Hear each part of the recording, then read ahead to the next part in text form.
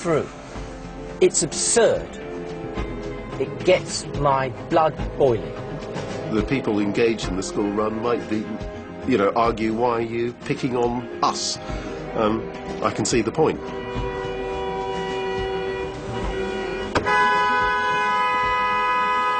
With the school run, in many, many cases, the children could walk. So there are alternatives available. So I guess that's why it's a soft target. He's 7 years old. How can he walk 2 miles up these hills with lorries like that trying to run him over and then do a full day at school? It's absurd. And the people who then say, well, send him on a bicycle, I think are criminally negligent. How can you go cycling when you've got white van drivers, 4x4 drivers, lorry delivery men, the people picking up the rubbish? It's bonkers! Put it in your pocket, Maggie. Naomi Reynard, the school-run bus mum, is taking her 3 kids to the same school as Andrew Burr and Otto Chan. She and her gang aren't experiencing road rage. There are 13 children using the bus every day, and that probably takes about 5 or 6 cars off the street. So, whereas parents aren't particularly happy anymore to send their children on public transport on their own, it seems to me that this is an obvious solution to the problem of congestion that we have today. Yeah, you have people to talk to, and also you get there earlier. You get definitely earlier. It's much nicer because, like, you've got all your friends with you, so you can talk to them. Have a nice time. Andrew Burr is not having a nice time. Look, yes! And he might soon need some additional anger management therapy.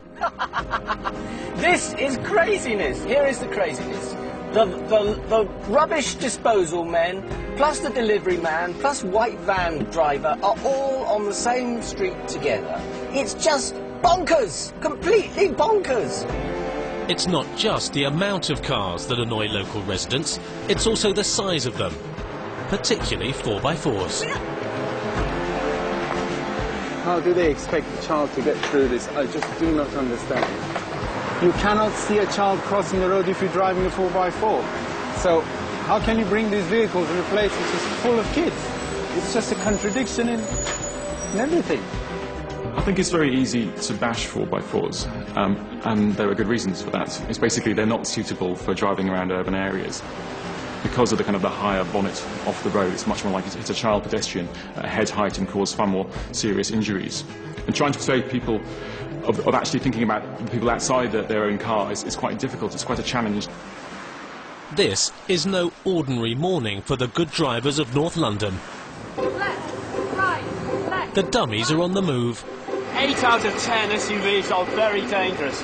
Anti-4x4 protesters dressed as crash test dummies, trying to stop the big cars on the school run. Can we give you the survey? Ooh, that was vicious.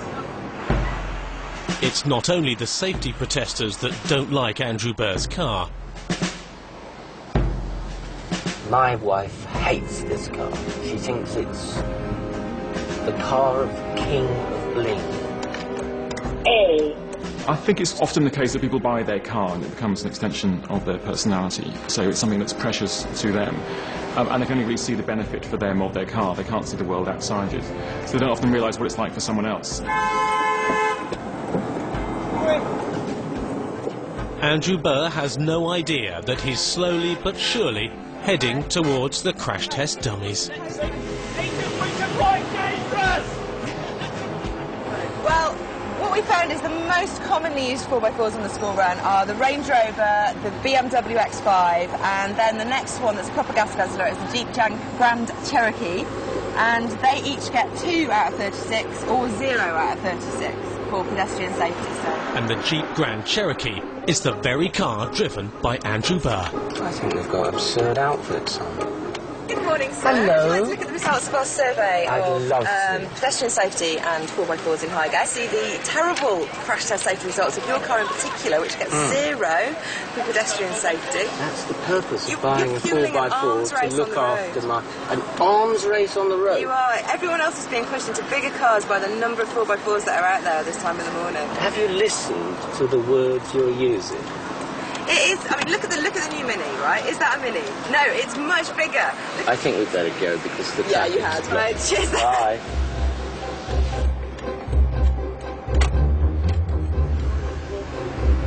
Yeah. Andrew Burr is going to need even more anger management.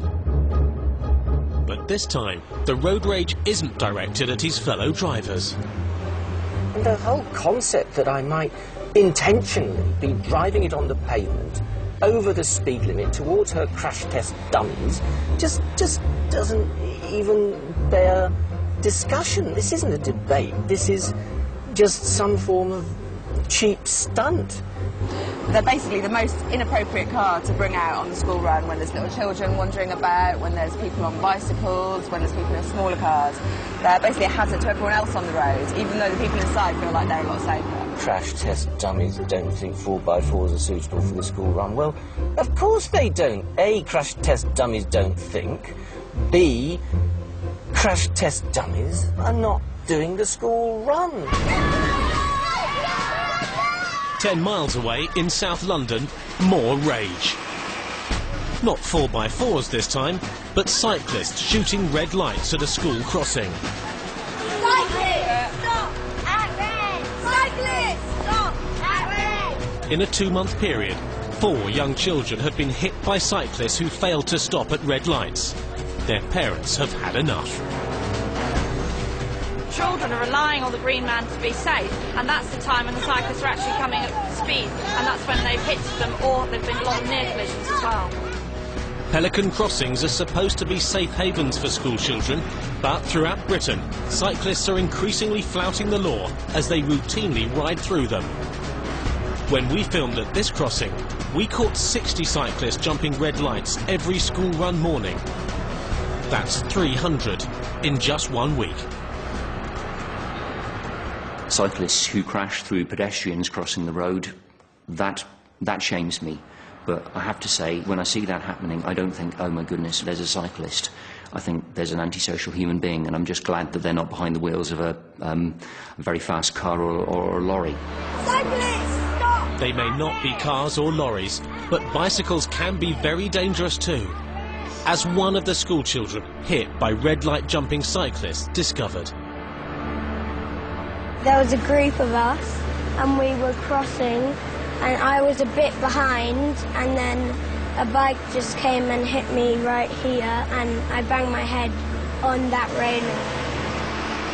I remember saying that if I'd been there at the time, I probably would have made what I would have called a citizen's arrest. And I would have tried to make sure this guy had been charged with assault, because that's what it is, you know. He'd broken the law in order to gain some advantage for himself, but in doing so, he'd kind of wiped my kid out. Despite these protests, many cyclists still refuse to stop at red lights. For anyone. Well, I think cyclists have got to get over the victim mentality. Of course, we're all very much more vulnerable to cars and vans, but there are actually people who are more vulnerable than cyclists, and that's pedestrians, especially children and the elderly. And I think cyclists have just got to learn to grow up and take some better responsibility. The morning rush hour in the City of London. This is where the campaign to encourage us to cycle to work has its greatest impact. Since the introduction of the congestion charge in 2003, there's been a 43% increase in the number of cyclists here. Cycling is increasing in popularity, and partly it's almost a sort of lifestyle choice that you might make. So you buy the fancy bike, you have the helmet, you have the high visibility gear, you have the Lycra, and it almost becomes a sort of mentality. So there's a danger that it might end up similar to drivers of 4x4s, for instance, where they start to think that the road is mine, I'm going to get through whatever. And getting through usually means shooting the lights, causing havoc and road rage amongst their fellow city slickers. When I look up, it was red. Enough red mist for the City of London police to move in, with cycle cops and £30 fines. On your cycle a bit safer, my friend. The vast majority of cyclists are law-abiding and they stop at lights and they stay on the road and use the cycle lanes. We're talking about